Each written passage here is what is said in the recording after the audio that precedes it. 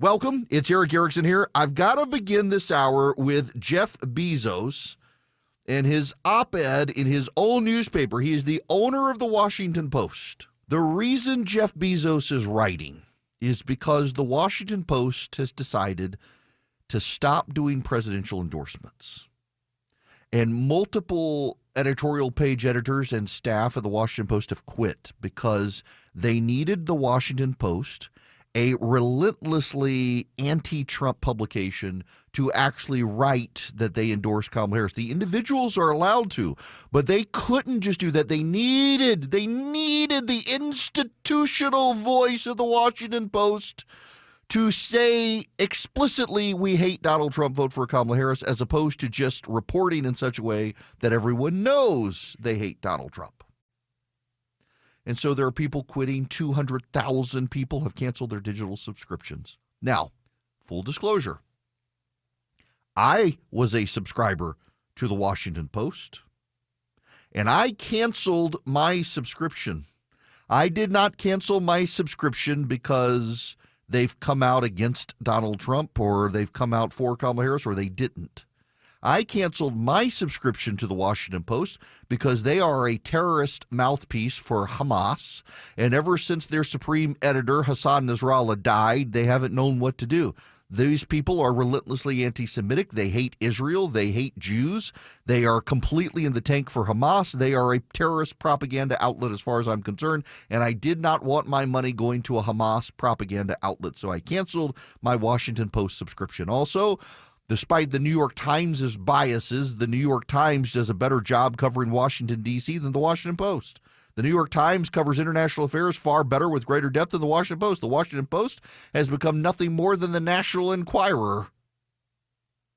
Jeff Bezos has seen a decline, and part of his decline is that the New York Times, despite having a massive population of wokes, is working hard to not allow the inmates to run the asylum. At the Washington Post, they just let the inmates take over.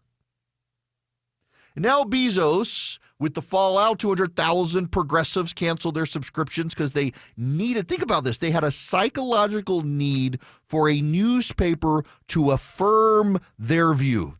And they didn't get it, so they canceled. It's a damning indictment on the psychology of the left. When you hear these studies about progressives have worse mental health than conservatives, here's an example of it. And progressive women were the most furious, and guess what? They're the ones with the biggest psychological issues. This entire election is about whether we nurse the neuroses of progressive women or not. Jeff Bezos writing in his newspaper, in the annual public surveys about trust and reputation, journalists and the media have regularly fallen near the very bottom, often just above Congress. But in this year's Gallup poll, we have managed to fall below Congress. Our profession is now the least trusted of all. Something we are doing is clearly not working. Let me give you an analogy.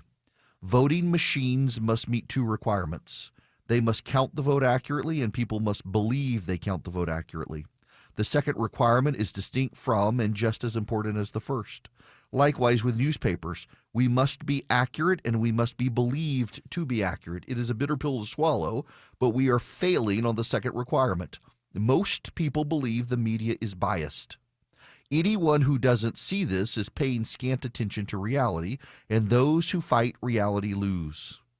Reality is an undefeated champion. It would be easy to blame others for our long and continuing fall in credibility and therefore decline in impact, but a victim mentality will not help. Complaining is not a strategy. We must work harder to control what we can control to increase our credibility. Presidential endorsements do nothing to tip the scales of an election. No undecided voter in Pennsylvania are going to say, I'm going with newspaper A's endorsement. None. What presidential endorsements actually do is create a perception of bias, a perception of non-independence. Ending them is a principled decision, and it's the right one. Eugene Meyer, publisher of the Washington Post from 1933 to 1946, thought the same, and he was right. By itself, declining to endorse presidential candidates is not enough to move us very far up the trust scale, but it's a meaningful step in the right direction. I wish we had made the change earlier than we did, in a moment further from the election and the emotions around it. That was inadequate planning and not some intentional strategy. I want to pull back the curtain a little bit and talk radio shop with you. I'll be somewhat vague because I didn't get pre-clearance to talk about this. One of my stations wanted to make a change to its lineup.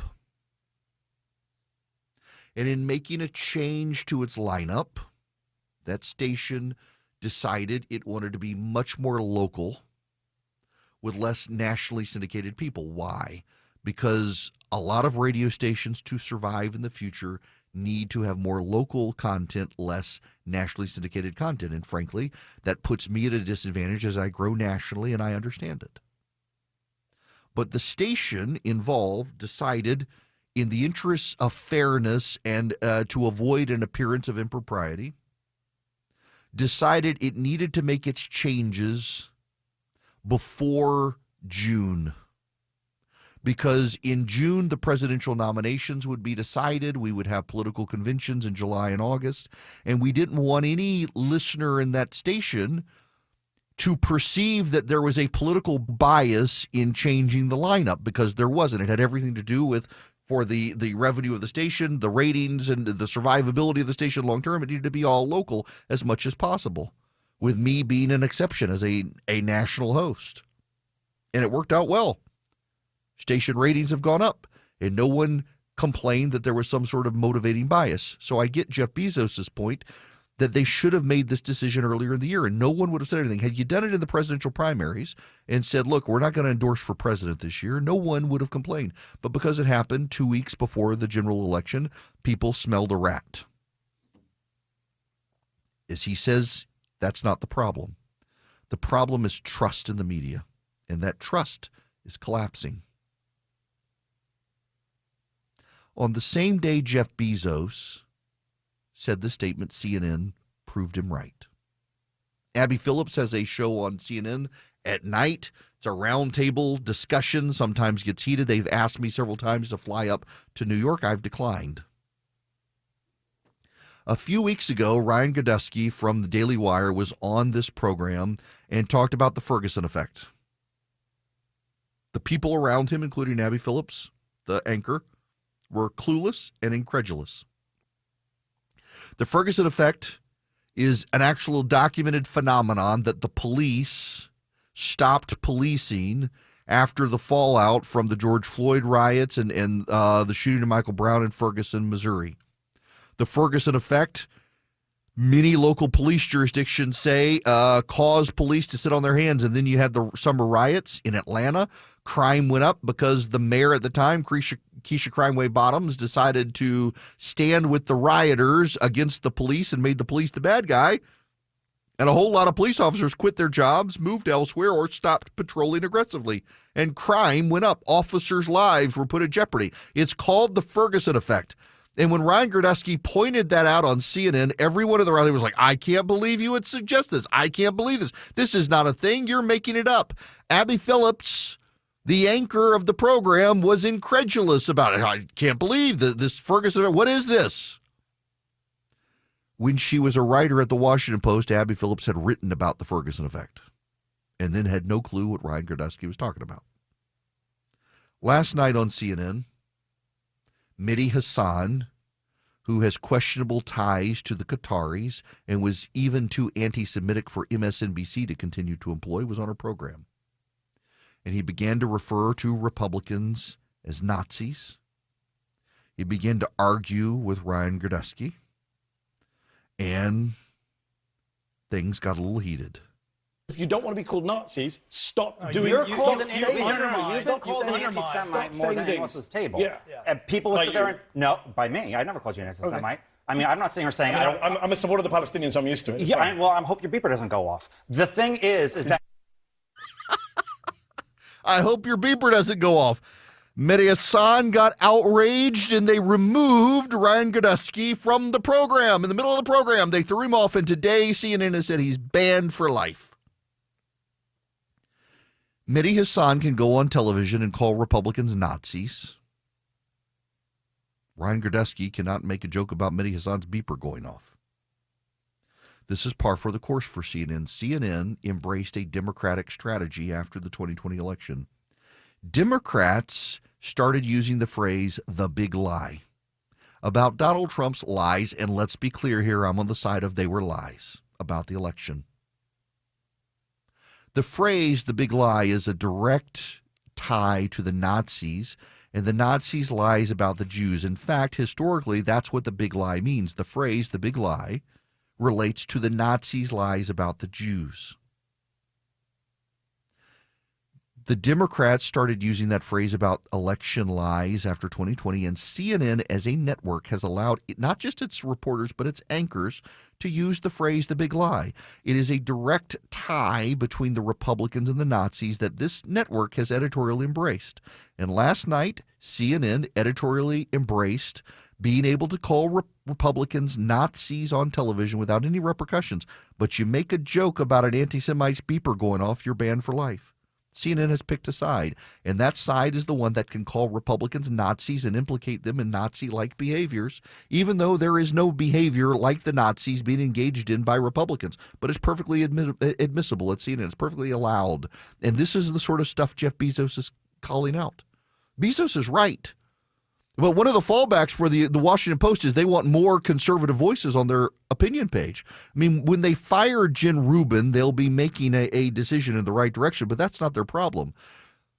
The Washington Post needs conservative editors who challenge their liberal reporters with a conservative worldview.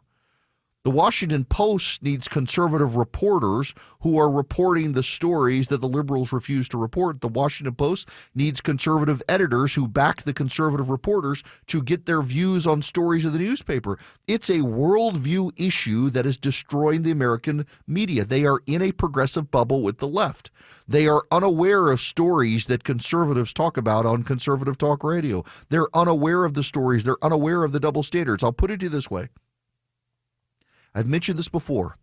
On the same weekend that there was a mass shooting in Alabama at a birthday party, there was a white girl killed by an old man in New York and a black boy who was shot through the door of a home by an elderly white man in Missouri.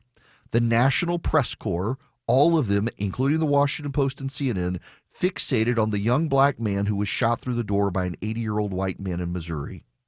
They mostly ignored the mass shooting in Alabama because it was black-on-black violence, and they mostly ignored the girl who died in New York because it was white-on-white violence, even though it was a very similar scenario to the one in Missouri.